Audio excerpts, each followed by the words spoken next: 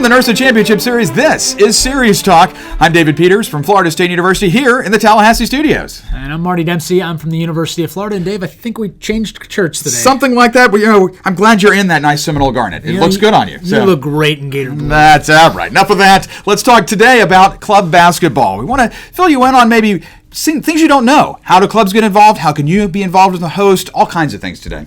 Yeah, and first off, we want to talk about that background. You can't know where we're going and what our goals are unless you know where we've been, that history behind the Club Basketball League. We also want to discuss the differences between what it is to host a NIRSA regional basketball tournament and a club event, because our club teams, they'll go to a NIRSA regional as part of their entry fee, but they also want additional play within their region to encompass more regular season type action for them before nationals. And we also want to provide information to you, our stakeholders out there and to different schools that may want the opportunity to host or get further involved in the Club Basketball League in some way, shape, or form. And these are some new opportunities because things have changed since it started back in 2013, 2014, so now we're entering our 7th season. But back in that first year, just 13 teams were part of club basketball. You got to start somewhere, and we had 13 teams, mostly out of the Northeast, and they played some one-on-one schedules or home and home, so they'd travel for a weekend, play a game against an opponent, and come back home. And a lot of the responsibilities at that time were on the club for booking facilities, securing officials, reporting scores. Things have changed, and because of that, we've seen some great growth. Yeah, so you mentioned the 13 teams at first. Up until a couple of years ago, we were really hanging out in the mid-20s, and then all of a sudden last year, it exploded.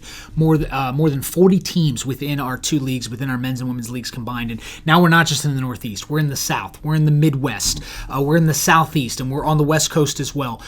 We have round-robin club events, so 1 to 2 day type formats where we're limiting the travel that these clubs have to go.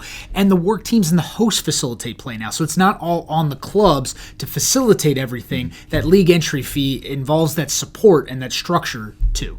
Well, I think that what you're saying is also it gives an opportunity for people to be involved in club basketball, not just by promoting their teams to be part of the league. You can be a host, in fact, and hosting doesn't take very much. We're looking for 2 courts, 4 a day. Our hosts provide some staff coverage, such as athletic training, such as someone to keep score and run the scoreboard. Also officials to a certain degree, but it's not all in the host school. We also have some regional partners perhaps in your area that'll bring in some student officials. And so it's kind of a package deal there for those sorts of tournaments, and it comes with some financial support as well. Yeah, you talk about that support. For each team that comes to your event, you get $200 right off the bat to be able to host some of those staffing charges and other things that you want to add into your event. You get liability insurance through NIRSA, so if anything should happen at the event at all, it's all covered through that NIRSA policy.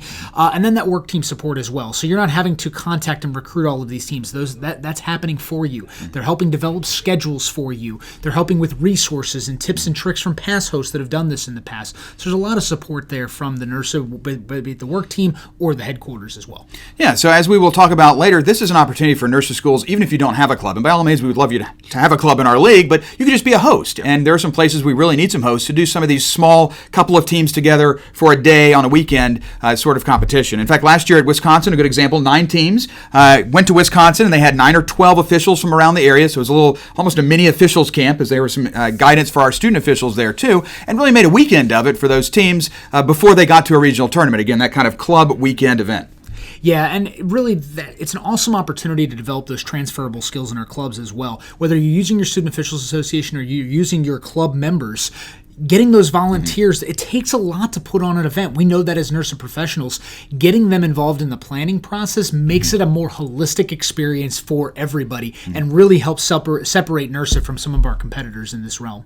Well, and that's what it has been about in recent years, is that participant experience. We know our teams want to get out there, they want to be winning games, and while we want them to manage their club organization, sometimes getting all of these other factors together and getting in contact we know is an extra challenge. And so NIRSA has really stepped up with our hosts as well as these committee members to help some of those planning responsibilities. And I think that's been great since year 2, really. That's been going on for the last couple of years. Maybe that's why a lot of growth has happened. Sure. You talk about right after year 2, we really assessed our participants. Where were they at? What did they want to see in the league? What changes did they want to see after our first couple of years and the infancy of it?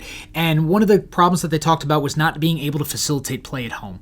Not all schools have courts to be able to host or the support to host, or they're in a shared facility. So they also had concerns about the administrative needs. Do clubs, are they able to gather officials and scorekeepers and athletic trainers? Like, those are things that it comes naturally to us as administrators, but maybe not necessarily to the club when they're working themselves. And they also weren't a fan of being as you will, maybe nickel and dimed. I mean, there was a low entry fee to join, but you were having to pay to go to each event and supply different costs for that.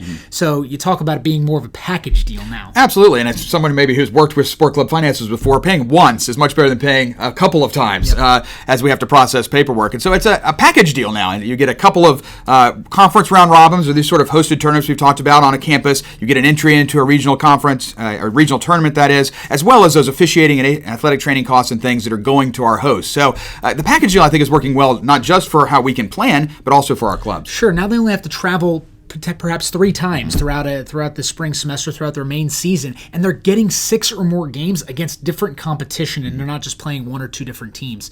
And then the other thing, as I mentioned earlier, going back to what makes us NIRSA, is that student development. So we're using 3-person mechanics in all of our club events, and that's important to us because that separates us from our competitors when we do this.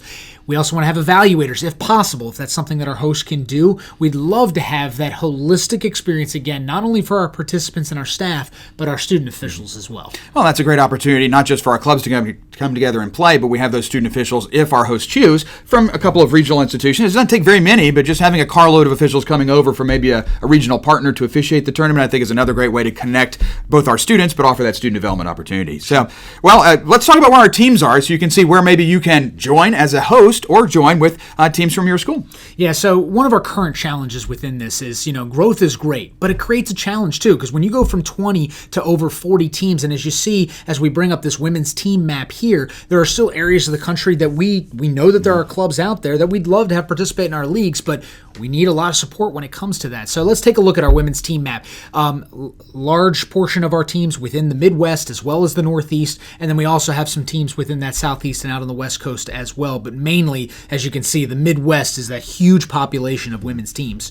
When you move over into the men's team, still have some teams in the Midwest, but the largest congestion is really in that South, where the Texas and Louisiana kind of meet up there. A lot of teams within that region make up the most popular area for our men's teams. And then we have some scattered teams within the Southeast, and then even in the Northwest region as well. So as we're looking for teams, as we're looking for hosts, maybe this has interested you in being part of club basketball coming up. How can you get involved? Who to talk to is up next. Yeah, so Josh Dietrich from Kent State is the incoming, just started on June 1st. He's the NIRSA Club basketball chair. Josh is really, really excited for not only the challenge, but just the excitement of our growth and development of our club basketball league. You can reach him at the email address below if any of this sounds interesting to you, or if you have a further question about club basketball. But we also need our stakeholders. We need our professionals. NIRSA events, no matter what it is, it only goes so far as our members will take us. So if any of this sounds interesting, either maybe you have a club on campus that you want to push to be part of the NIRSA League, or you want to be a host yourself, or just learn more or help the league develop, contact Josh or contact a member of the executive team, and we can help you through that. But we talk about teams, we also need those. So Dave, where can they get signed up? Yeah, pretty easy for our clubs to get involved. imleagues.com/NIRSA. Again, imleagues.com/NIRSA. They will see right there how to get involved in the upcoming season as we get ready to recruit teams into the fall semester. But also we have some new positions for professionals too, and that's through regional coordinators, which is a structure we've used in some other aspects of the series. Yeah, soccer had been really successful with our regional coordinator model, because we talk about Josh being the work team chair. He cannot possibly be the coordinator for the entire nation of all of these club teams. So we need folks in specific regions to help facilitate play, help with our hosts, help get teams signed up, scheduling. It's a really good professional development opportunity